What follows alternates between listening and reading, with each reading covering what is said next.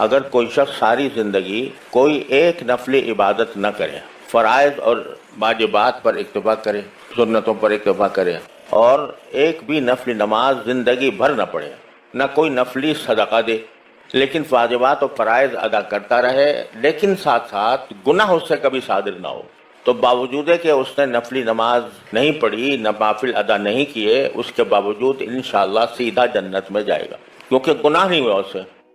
اور ایک آدمی نفلی عبادتیں خوب کرتا رہے اور ساتھ ساتھ گناہ بھی کرتا رہے تو نفع ٹوٹا برابر ہوتا چلا جائے گا، اس کی کوئی گارنٹی نہیں ہے کہ وہ سیدھا جنت میں جائے گا۔ لہذا معلوم ہوا کہ گناہ سے احتراز، گناہوں سے بچنا، گناہوں کا اہتمام کرنا، گناہوں سے بچنے کا یہ نوافل سے زیادہ ضروری ہے۔ عام طور سے ہمارے دور میں جو فتنے ہیں گناہوں کے، ان میں نگاہ کا فتنہ سب سے زیادہ اشد ہے اور گھر گھر پھیلا ہوا ہے۔ ایک ایک شخص اس فتنے کا شکار ہے۔ پہلے نگاہ کے غلط استعمال کرنے کے لیے کچھ کرنا پڑتا تھا، کہیں باہر جانا پڑتا تھا، کسی کو سنیما دیکھنے کا شوق تھا تو سنیما گھر میں تو ملتا نہیں تھا، لائن لگا کے ٹکٹ لے کے جاتا تھا۔ اب نہ لائن لگانے کی ضرورت، نہ ٹکٹ دینے کی ضرورت، نہ گھر سے نکلنے کی ضرورت، موبائل میں سب کچھ موجود ہے۔ لہذا یہ فتنہ شدید سے شدید تر ہوتا جا رہا ہے۔ اور خوب سمجھ لیجئے، اللہ تعالیٰ مجھے بھی سمجھ عطا فرمائے، آپ حضرات کو بھی عطا فرمائے، کہ نگاہ کا غلط استعمال جو ہے وہ نور ایمان کو سلب کر لیتا ہے۔ اللہ بچائے۔ ایمان کا ایک نور ہوتا ہے، عمل صالح کا ایک نور ہوتا ہے، اللہ جل جلالہ کے قرب کا ایک نور ہوتا ہے، اور نبی کریم سرور عالم صلی اللہ علیہ وسلم نے دعا مانگی ہے اس نور کی۔ صبح کو فجر کی نماز کو جاتے ہوئے جو آپ دعا فرماتے تھے وہ اللہم اجعل فی قلبی نورا وفی بصری نورا وفی سمعی نورا وفی لسانی نورا وعن یمینی نورا وعن شمالی نورا ومن فوقی نورا ومن تحتی نورا۔ کوئی چیز چھوڑی نہیں جس میں نور نہ مانگا ہو۔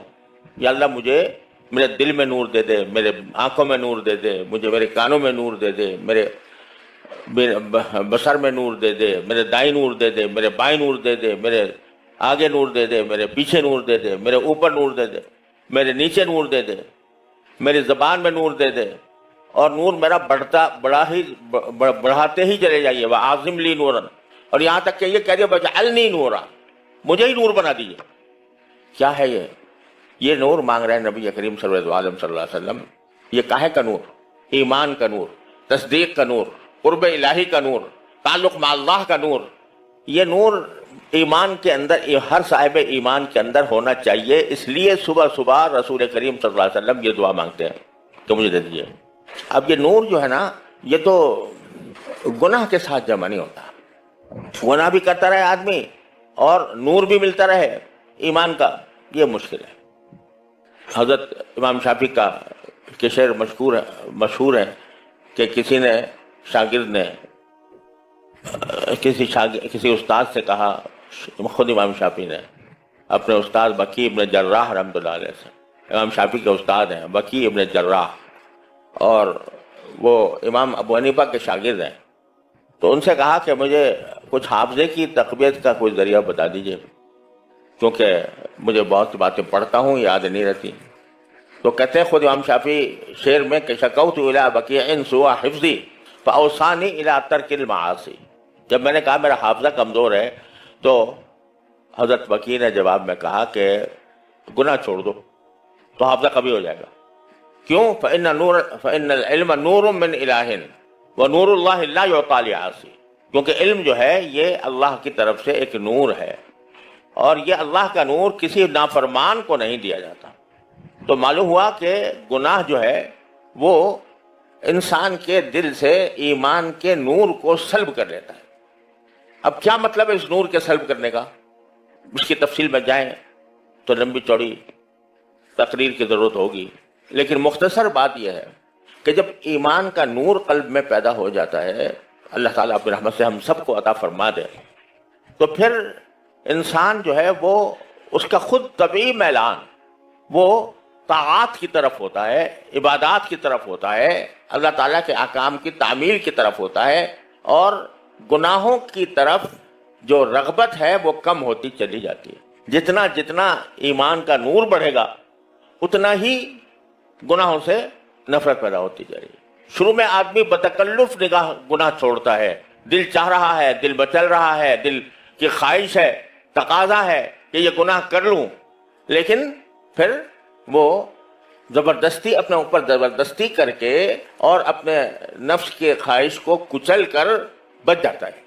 तो जो जो अपनी ख्वाहिशों को कुचल कर बचता रहेगा उतना ही ईमान का नूर बढ़ता रहेगा। फिर एक मरहला ऐसा आ जाएगा कि गुनाहों से नफरत ही हो जाएगी।